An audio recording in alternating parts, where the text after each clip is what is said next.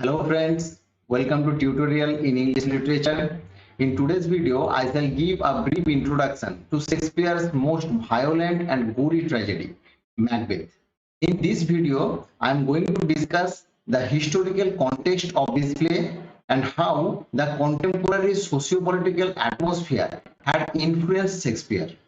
But before I begin the discussion, I want to ask you a question. The question is, which is the shortest play of Shakespeare? You can see the options in the screen. I shall tell you the answer at the end of this lesson. First, let's have a look at the dramatic career of Shakespeare. Shakespeare began his career in Elizabethan period in the late 1580s or in the 1590s by writing plays based on English history, concluding with Henry V in 1599. In the same decade, he wrote most of his comedies, but only two tragedies, although several of his history plays are written in tragic form. In 1599, he began the great series of tragedies with Julius Caesar. Then there came his four great tragedies: Hamlet, Othello, King Lear, and Macbeth.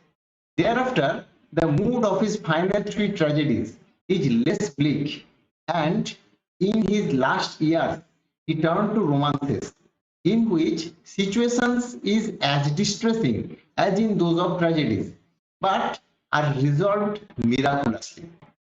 Shakespeare had not entirely given up comedy, but after Twelfth Night, which was published in not published, which was staged in 1601, Shakespeare's comedies lost much of its mirth and delight of his earlier sunny comedies.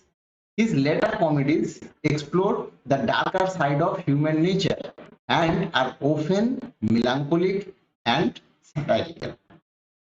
The change that came over Shakespeare's plays in the Jacobean period, that is from 1603 to 1625, was part of a general change in theatrical fashion. A growing mood of anxiety and disillusionment at the end of Elizabethan period is responsible for it. Economic conditions are worsening, and there had been bad harvest and a number of serious outbreaks of plague. The threat of civil disorder was never far away, and there was always an uncertainty as to who would succeed Queen Elizabeth. Queen herself was unmarried, and no child of Henry VIII, who was father of Queen Elizabeth, had produced a direct heir to the throne. So when Queen Elizabeth died in 1603, King James, who belonged to Stuart dynasty of Scotland, became King of England. So Queen Elizabeth became the last representative of Tudor dynasty. But there were many other rivals for the throne. The peaceful accession of James I as the King of England put an end to those anxieties, but Shakespeare certainly remembered them when he wrote Macbeth 3 years later. But before we proceed any further, we should know the brief outline of the plot. So in the screen you can see the major characters. So first here is Duncan, who is the King of Scotland, and then there is Macbeth, Banquo, and Macduff. They are noble men of Scotland, and here is Lady Macbeth, who is wife of Macbeth. And here you can see Malcolm and Donalbain. They are sons of King Duncan. And even then you can see Fleance, who is son of Banquo.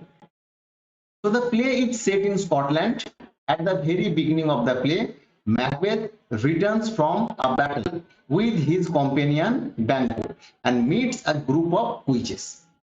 They predict that Macbeth will first become Thane of Cawdor, that means Baron of Cawdor, and after that King of Scotland. And Banquo's son will be future kings. The witch's first prophecy comes true when King Duncan declares Macbeth as the Thane of Cawdor. When King Duncan visits Macbeth's castle, Lady Macbeth pursues Macbeth to murder King Duncan in his sleep to make the second prophecy come true. Macbeth murders King Duncan and kills his peace of mind also. Duncan's sons, Malcolm and Donalbain, escape to save their lives. Now King Macbeth worries about the witch's third prophecy and sends murderers to kill Banquo and his son Fleance. Macbeth's men kill Banquo, but Fleance escapes. At a banquet, Macbeth is haunted by visions of Banquo's ghost in front of all his guests. Macbeth visits the witches and they tell him the only person he needs to be careful is another Scottish nobleman, Macduff. They also assure him that no one a woman has given birth to can harm him and he won't be defeated until Birnam Wood starts to move. He thinks he is unbeatable. Macbeth is now hardened to killing, while Macduff is in England convincing Duncan's son Malcolm to fight against Macbeth. Macbeth orders the murder of Macduff's wife and children. By contrast, Lady Macbeth, who had encouraged her husband to embark upon his path of slaughter, goes mad with guilt and dies. Macduff's army attacks Macbeth's forces. Macduff meets Macbeth in a single combat at the end of the play and kills him. Malcolm, Duncan's son, is then proclaimed as the King of Scotland. Now let's see what is the source of Shakespeare's Macbeth and how Shakespeare has used this source. Shakespeare took the plot from Raphael Hollin's Chronicles of England and Scotland and Ireland. This book was published in 1577. Hollin's version includes the witches and makes Banquo a co-conspirator with Macbeth. In Hollin's account, Macbeth's wife is ambitious to become queen, but she is not an accomplice, that means a partner in the murder. Instead, Banquo joins hands with Macbeth to kill Duncan after winning his favor in a battle against the Danes and is not murdered himself after 10 years later. But Shakespeare has changed these historical facts consciously and purposefully to please King James I, who became the patron of Shakespeare's theatrical company, the King's Men. Legend says that Macbeth was performed at Hampton Court in 1606 for King James I and his brother-in-law, King Christian of Denmark. Whether it was first performed at the Royal Court or was premiered at the Globe Theatre, there can be little doubt that Shakespeare intended to entertain the king with Macbeth, which is his only Scottish play and which includes several of James I's ancestors as its characters. The House of Stuart, which was James I's family line, claimed Banquo among its ancestors. For this reason, Shakespeare changed Banquo into a tragic victim of Macbeth's treachery, and the play emphasizes Banquo's role as the father of many kings. This explains why in Shakespeare's play, Banquo cannot be the partner of the crime of regicide, and this role instead passes to Macbeth's wife. The play includes other elements arguably designed to satisfy James I. The fact that Macbeth is defeated by a unified army of English and Scottish soldiers becomes significant because James I was the king who united England and Scotland under the crown, the defeat of the usurper, is important as well because James the First was target of a number of plots early in his reign. Most notably, the Gunpowder Plot of November 1605, in which a group of Catholic gentlemen attempted to blow up the king and both houses of parliament. Finally, James the First is known for his opposition to witchcraft and the supernatural.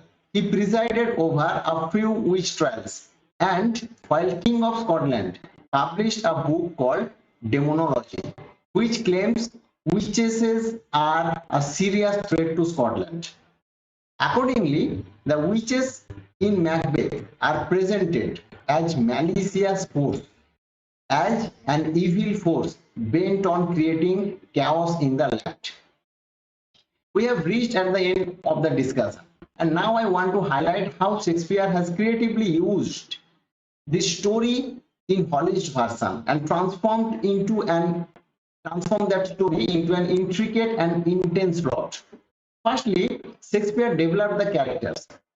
He considerably simplified the political situation described by Holland so that the play can focus on the inner lives, on the minds of the characters, and on the moral implications of their actions.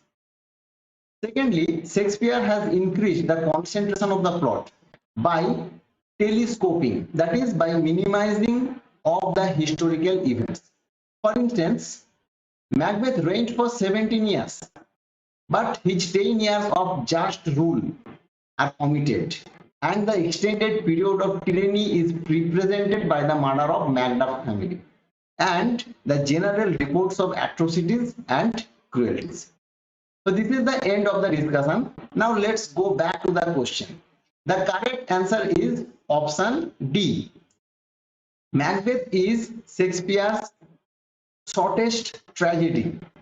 However, if we are asked which is the shortest play, the answer will be the Comedy of Errors, which is only play with fewer than 15,000 words.